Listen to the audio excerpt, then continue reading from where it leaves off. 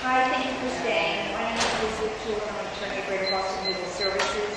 Rachel Mulvoy had to leave. She did come testify. She gave me her testimony and I'll read it.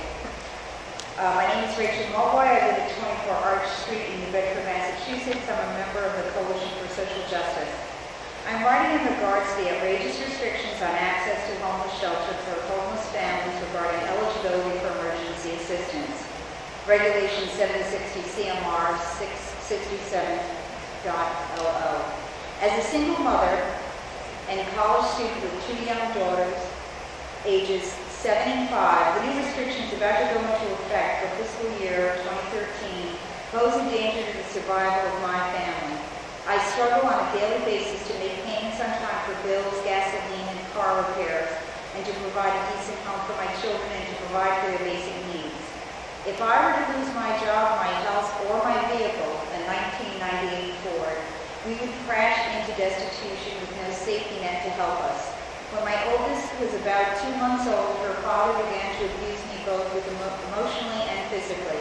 I could not find an affordable place and could not move in with anyone I knew, including family, and was not working, so I stayed in the relationship for a while after this began. The following year, I entered a homeless shelter with my then 1-year-old after staying with a relative for a short time, due to a DV incident where I was slapped and choked until I almost lost consciousness. Although the emergency Section 8 voucher I had applied for had still not come through, I was kicked out of the shelter because of strict time limits on how long one can stay. I had found a good job, but the pay was meager. My 1-year-old and I couch surfed for another 4 months.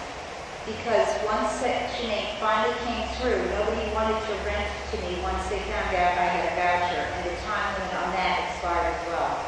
My daughter's father knew of my situation and told me I should go back to him if I didn't want to lose my daughter to DSS. With nowhere else to go and couches becoming scarcer, I returned. I was soon in the same situation before and felt more like a slave or prisoner than a human being. I became pregnant again, and shortly after the birth of my second daughter, I tried to leave their father again. The end result was that my daughters, 3 years old and 8 months old, nearly witnessed my death when he attacked me with a serrated 4-inch knife.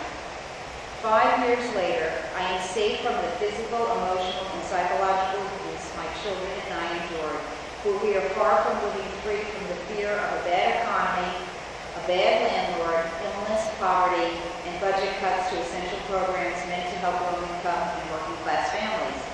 These new restrictions need to be reversed. There are thousands of people with stories like mine, or worse than mine, who need access to shelter.